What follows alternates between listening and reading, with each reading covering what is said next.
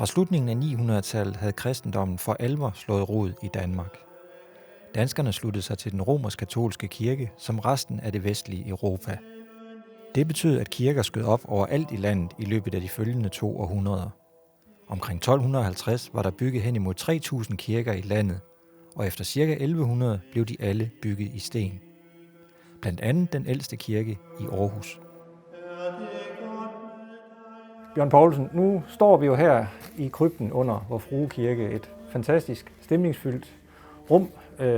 Et rum, man fandt ved en udgravning i 1955. Men hvad er det egentlig for et sted?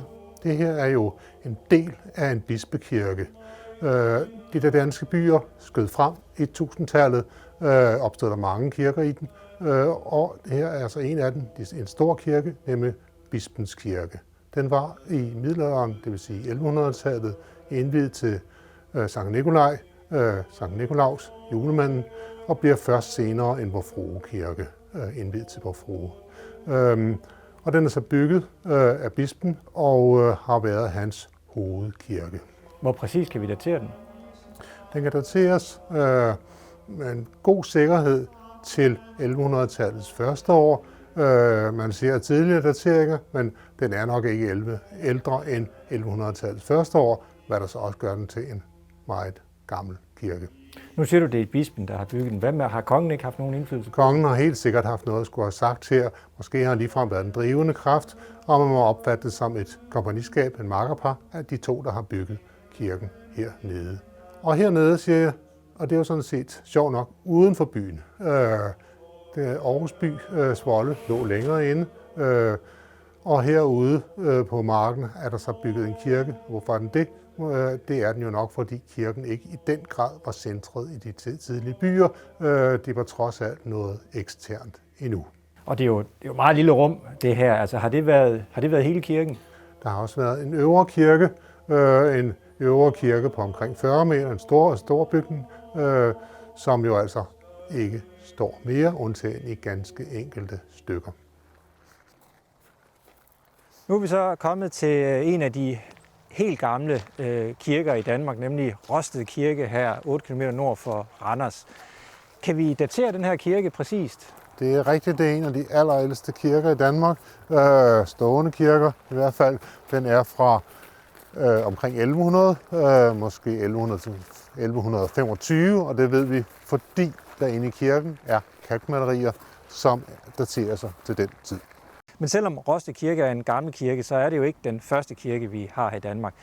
Hvor mange kirker regner vi med, der var i Danmark på det her tidspunkt i starten af 1100-tallet? Hvordan så de ud? Hvor lå de? Og så videre.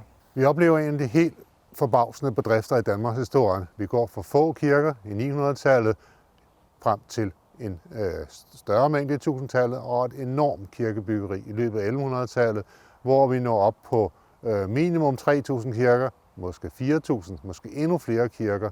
Der er tale om en meget dynamisk proces, hvor nogle kirker bliver nedlagt, andre bliver stående, men slutsummen er enorm. Er der noget særligt, der kendetegner netop Rosted Kirke her? Rosted Kirke er jo ikke nogen trækirke, som de allerældste kirker. Det er en stenkirke. Det er i hvert fald en ting, der kendetegner den. Den er bygget i granit og i kridtsten. Og så har den jo romanske vinduer, hvad der betegner den er fra den romanske periode, romanske kirkebygningsperiode, 1100-tallet.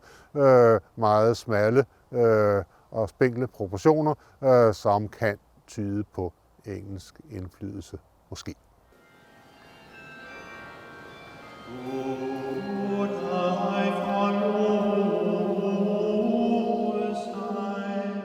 Ja, nu er vi jo så kommet ind her i Rosted Kirke, og det første, vi lægger mærke til, er selvfølgelig de her fantastiske romanske kalkmalerier, der kom frem under en restaurering i 1936.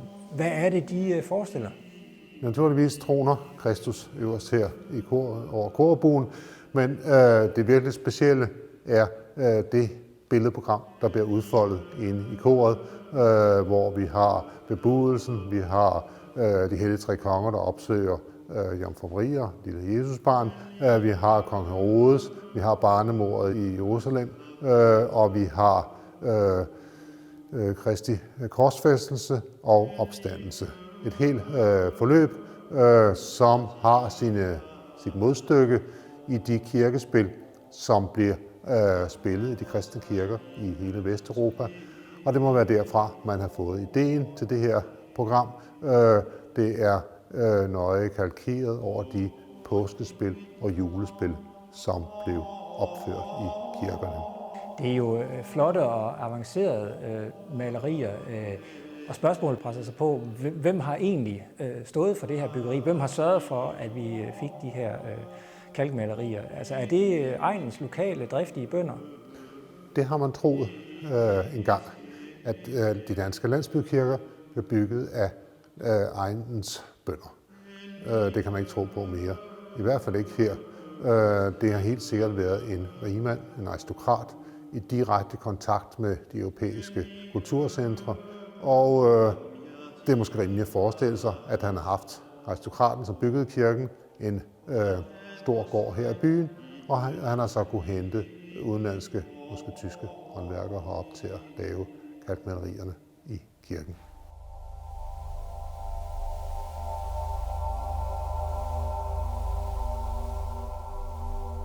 Nu er vi så taget mod sydøst til Thorsager på Djursland og står her foran den flotte rundkirke i Thorsager.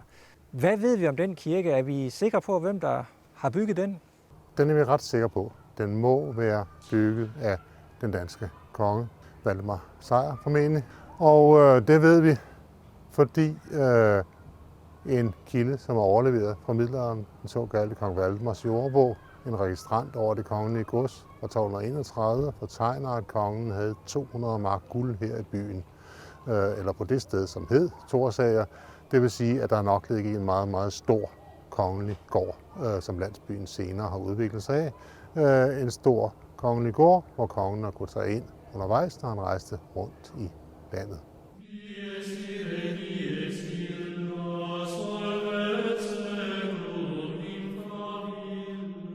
Det karakteristiske er selvfølgelig den cirkelrunde form, som kommer af den rundkirke. En af de få danske rundkirker. Det karakteristiske her, det er jo de der kæmpe, tykke, murede søjler, 1,5 meter i diameter, som bærer konstruktionen. Det er selvfølgelig også karakteristisk med de romanske vinduer, som er karakteristisk for tiden. Og så er der naturligvis også en romansk døbefont, som er samtidig med kirken. Og så er der det der mærkelige hul der går op i et tårn. Hvad er der sket deroppe?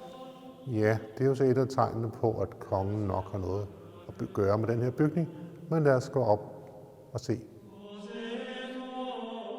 Der er mange ting, vi ikke ved om det her rum. Det er hårdt restaureret, så det står ikke, som det har været.